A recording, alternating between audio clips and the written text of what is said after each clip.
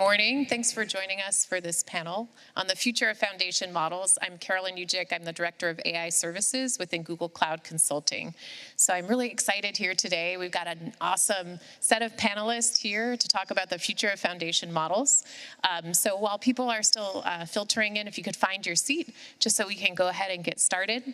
But I'll start by having our panel here introduce themselves. So starting with you, Eli. Hi, Eli Collins, VP Product for Google DeepMind. My name is Barkley. I run product for Vertex AI. My name is Ori Goshen. I'm the co-founder and co-CEO of AI21 Labs. All right, well, thank you very much. We're gonna start with a few questions, and we will have time for audience questions later on in the session. So as we're talking, definitely be thinking about what questions you have for our panelists here. But we'll start out talking about the evolution of foundation models. So they're evolving at a very rapid pace. You know, we have billions of parameters and now trillions of parameters. So are we observing any sort of Moore's law here, or will things keep increasing? So Ori, what are your thoughts? Yeah, I think the size of the model is important, but it's not everything. There are other factors when thinking about the performance of these models. And you know, everything is quite, this area is pretty nascent, so we're still learning and experimenting this technology. But in fact, what you're seeing is that if you just increase the size of the models, you start getting diminishing returns. So other factors to think about are the quality of the data, the pre-training data. The quality of the data is actually highly impacts the performance of the models. The diversity of the data, like what areas it covers, also impacts the generalization capabilities of the models. And of course, the length of training, this is something we've learned, also highly has a great impact. And there are other considerations like the architecture, do you use dense or kind of mixture of experts networks, of course, the whole notion of instruction tuning data. This is something that is highly impacting the zero-shot capabilities of these models, and of course there are other factors. So I think we're still learning what does have impact on these models, but I think we're noticing two opposing trends here. On one hand, we're kind of pushing the envelope and scaling things, right? The size of the models, the size of the data, et cetera, et cetera.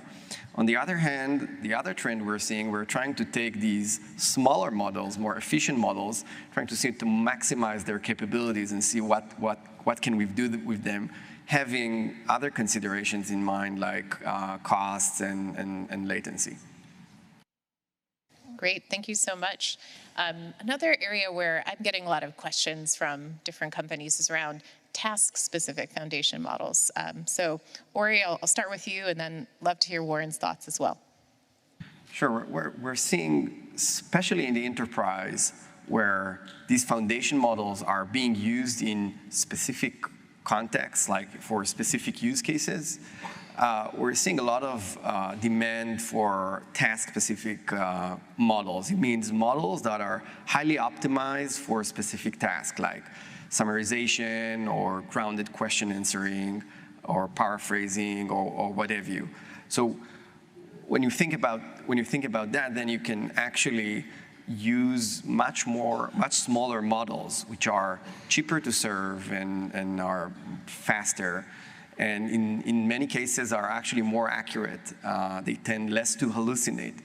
And then when you take these task-specific models and apply them in the enterprise environment for specific use cases, you get a lot of advantages by using this approach. Yeah, I think that the interesting thing is that with foundation models, is you start with 90% of it done. And so, in the old days, 9 months ago, we would start with a whole whack of data and not much of anything from a model.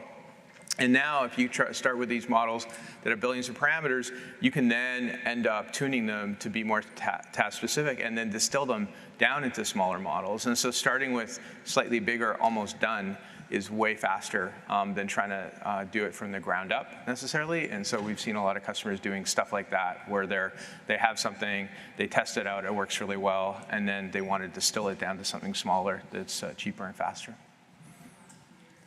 All right. Yeah, it's interesting to think about, the past and as being 9 months ago. There's just been so much change and so much evolution.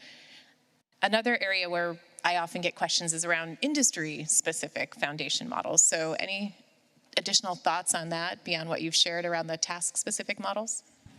I think it's, industry-specific things there's certainly like taxonomies that are specific to healthcare and things like that. I think the thing that is a little bit overdone sometimes is generic industry-specific models, in some cases, do not capture all of the things you need for that industry. And so if you take a model that you end up feeding a certain taxonomy to it, it does really well at what you're kind of instruction tuning and training it for, but it may not do the entire domain. And so I think that we've seen that often in some of the testing and evaluations that you see, like MedPalm.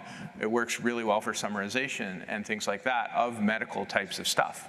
And there's certain other things that it's not going to do as well because it's not trained or tuned for that piece. But I don't know, you've been in the middle of the industry stuff, so. Yeah, so I mean, MedPalm and ZecPalm are both things that started as research projects, and it's been interesting to see that things that we designed to kind of push the frontier of say like, well, hey, if you make something that's domain specific, how good can you get on those benchmarks has been, has shown to be kind of compelling in a product context. And as you saw from the announcements yesterday, we're kind of early in our journey there, but they're already kind of being productively pursued in some clinician applications. But they are fundamentally, I think, complementary to more traditional task-specific models. And it's not, often we talk about these approaches as like A has to, beats B or vice versa. And I think in most of these applications, it's A and B. You need kind of both of these. And I think what's often interesting about kind of foundation models generally is, when you know a task ahead of time, summarization, classification, entity resolution, et cetera, task-specific models are great. As Ori mentioned, the best performing models for those types of tasks tend to be task-specific, but sometimes you don't know the tasks in advance. And so that's where I think often the foundation models highlight. And then actually, as you start to learn that task, then you might go build a task-specific model. So it's, as Warren mentioned, it's great to get started. It lets you explore, and then you can always optimize later. Yeah, I just wanted to reinforce that message. I think a lot of customers are starting by using the general purpose foundation models, experimenting, better understanding the use case, actually in some cases building their data sets based on these foundation models, and then try to distill the models into more compact, smaller models that are specialized towards those specific tasks.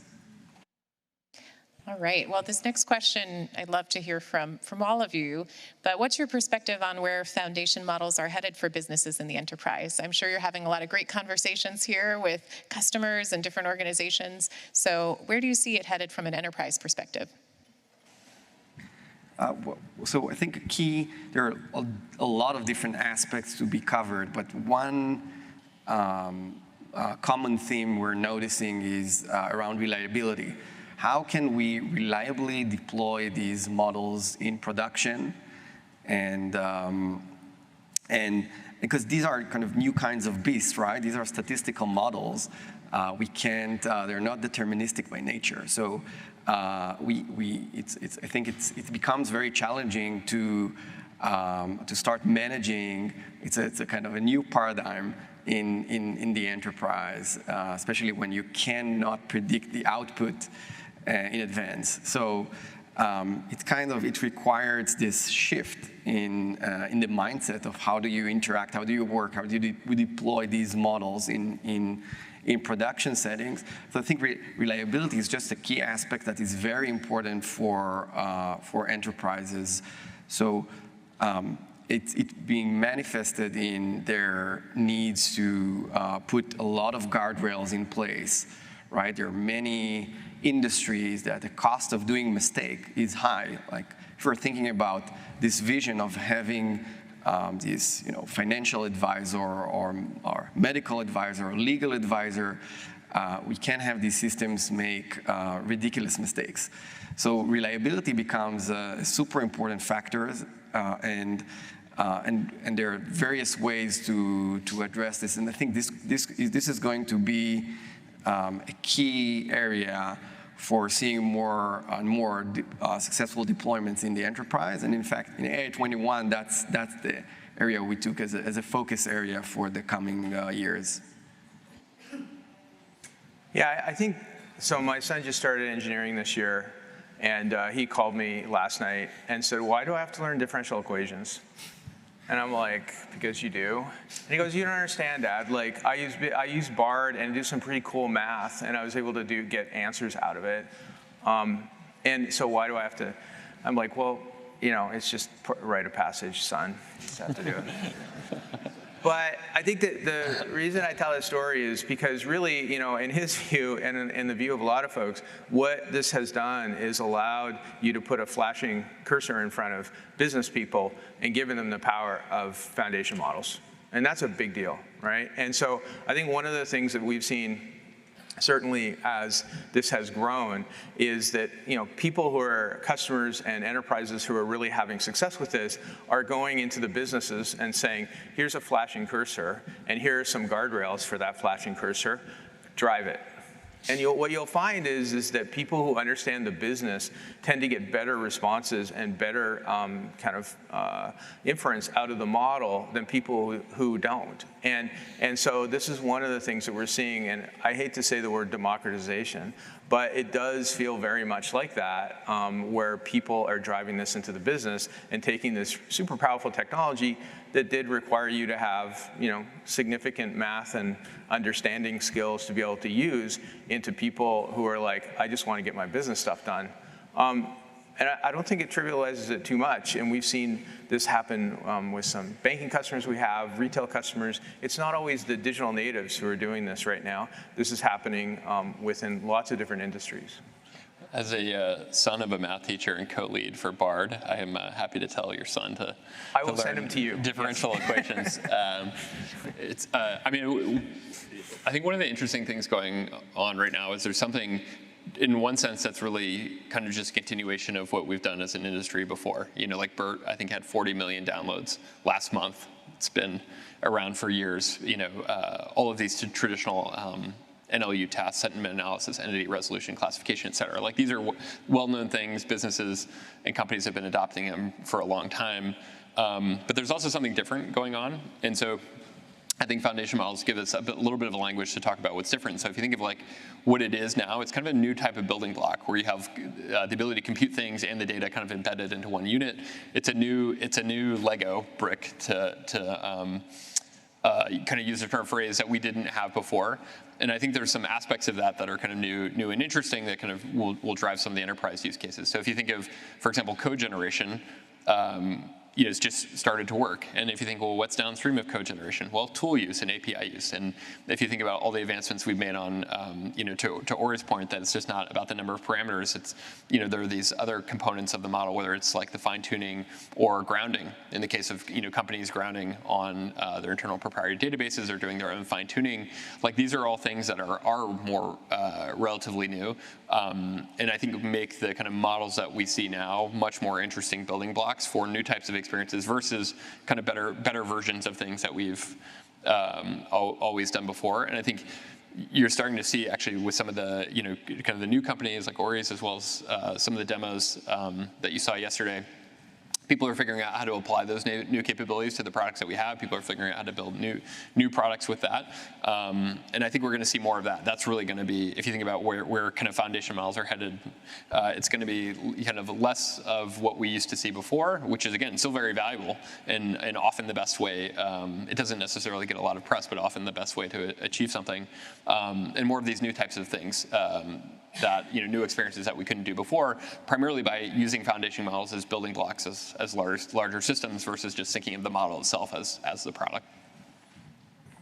All right, next question is for Warren. So one of the most common use cases and requests we're hearing from customers is around fine-tuning foundation models based on a customer's data for customization. What's the future of this kind of fine-tuning, especially as models are increasing in size? I think that fine-tuning is becoming even more sophisticated. Eli's team, gave us parameter efficient type tuning, gave us LoRa, and so like the techniques that we're using for fine-tuning are getting just better and better. And so if you saw in the keynote yesterday, that style thing with Imagine, where you were dropping styles against pictures, that's effectively fine-tuning. And so the ability for you to take small pieces of data and say, I want this picture to be stylistically this way, that's fine-tuning. And so it doesn't have to be, epically complicated for it to be fine-tuning, but we see a great deal of that sort of thing, even in the code models. Very interesting.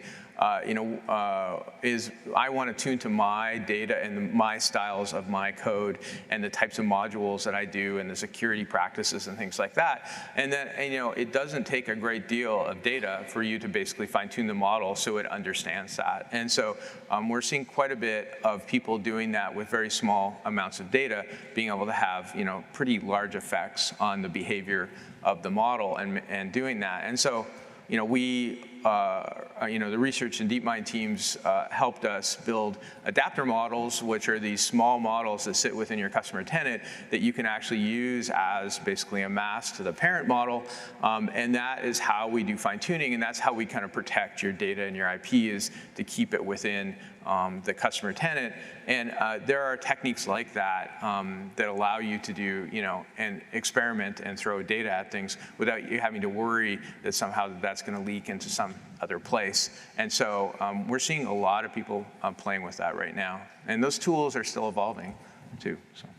I think it's a good example of, we talked about foundation models being building blocks for other things, and a good example is foundation models being building blocks for other models. Right. That being like a prime example. Yeah, and we've seen also one thing that people, I think, forget as well a little bit is that, you can get to a certain point with fine tuning, but that you may not want to actually spend more time and continue to push it. It may be that you want to have a T5 model at the front end doing some sort of filtering or pre-processing against the foundation model. And, it's the one model that rules them all, I don't think is the way it's going to be, as I think you've heard from us today. And so I think continuing to do those types of things, layering models and stuff like that, is going to be, a way forward, certainly. I just wanted to echo that point. I think in the future we'll see more and more of these AI systems that encapsulate multiple models and have these more comprehensive pipelines rather than one model that provides a solution for everything. Great. I think another challenge that we often have in this area too is just addressing some common misconceptions that might be out there related to foundation models. So I'm curious, what are the biggest myths that you want to bust related to foundation models that maybe you've heard questions around? So tell me more about what you see as the biggest myths. I would say one myth I would choose is the ability to reason, like reasoning. I think that we're seeing, reasoning capabilities emerging in these models, but I would call these pseudo-reasoning. I don't think that they can reason deterministically as applying more classical, programmable approach. There are certain things that if you want to have a deterministic solution, you should solve with code. And there are certain things you want to solve kind of neurally, I would say. So I think the way moving forward with that is actually a hybrid approach. And I think we're seeing more and more of that right now being developed and understood by the community. There are certain things you want to solve with kind of more classical approach, and there are other things that you may want to use the power of these foundation models to solve. And the real question is, how do you combine both things? But maybe one example, you can, just to give you a taste for it, and I like to go to any one of the assistive models out there and ask it a very commonsensical question like, what weighs more, a basketball or a 7-year-old child? And it will give you this very elaborate answer like a basketball weighs like this and a 7-year-old child weighs like that. And then the conclusion would be that basketball weighs much, much more, which of course is it's nonsense. So that's one of the things that I think that one of the myths that people speak about these large language models that can reason that I think is actually not true. Yeah, I see that's a great example of, I think, we tend to personify technology, especially technology where there's an input-output. It's almost like a dialogue, like we're evolved to kind of project in those settings. So if you'd asked me maybe a year ago, I would have said sentience. And I think the kind of larger community no longer thinks that we've created a bunch of sentient things.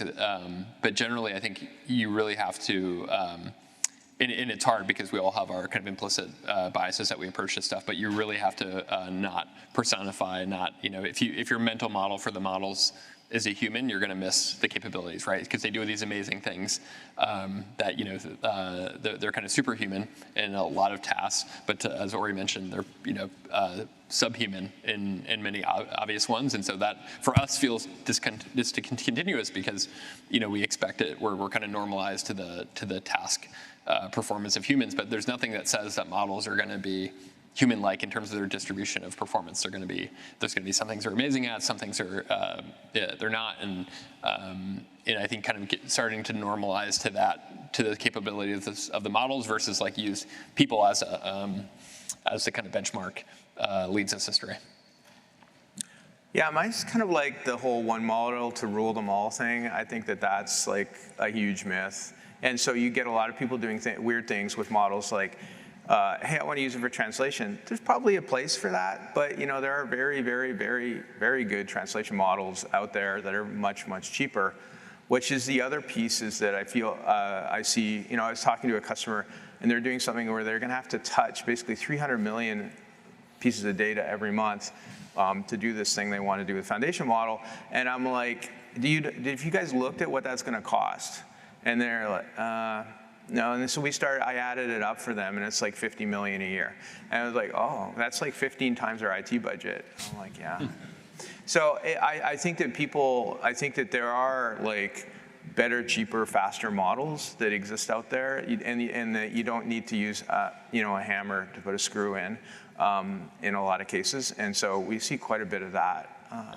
Yep. Great, so reasoning, sentience, and then one model to rule them all myths. You heard it here. Remember those things. No killer robots either. At least no killer robots. No. All right. From space. Yes.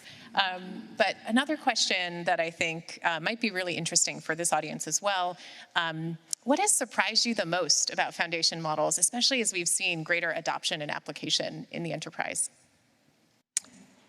I was going to say, I'll start from a very researchy perspective, and it's almost like it's kind of in contrast to the previous discussion, which is I've also been really surprised at how good LLMs can get at tasks that I would not have thought they would be good at. So if you think of code generation is a good one, but also if you think of like image generation, all of those text-image models are fundamentally LLMs. Some of them even work by generating text tokens that we then turn into images. And so I think just the sheer applicability of language and how much language is actually a part of so many tasks, was I think I'm still impressed at how much room there is left on pushing the boundaries on LLMs. Yeah, I totally agree. I think that's just the breadth of use cases just keeps surprising me day after day. Just heard yesterday about a trend, companies using LLMs for replying to RFPs. So it's just, it keeps on getting interesting as more and more people are thinking about these creative use cases.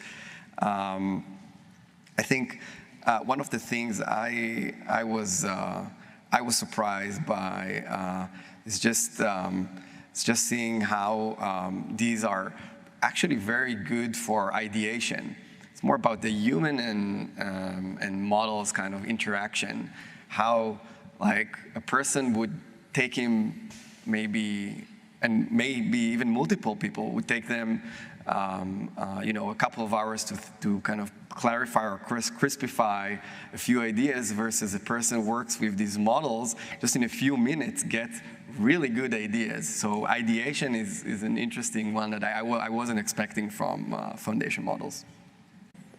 Yeah, I think it's the rate of innovation is just, like a few years ago, we were building a CV model, and we got it to do a little bit better with prediction recognition of something, and it was like 0.2% or something, and we had a party. Like, we were excited, right? And it was like, that was a huge deal for we made the breakthrough, we got slightly better. And what we're seeing, with just the rate of innovation that's happening with these models right now, it's just like epically fast. Like, it's amazing how much better they're getting, and from every category, whether it's efficiency, whether it's their abilities to be more deterministic, and things like that. We're seeing just like the rate of innovation is just enormous, and I don't see it slowing down. It hasn't, so.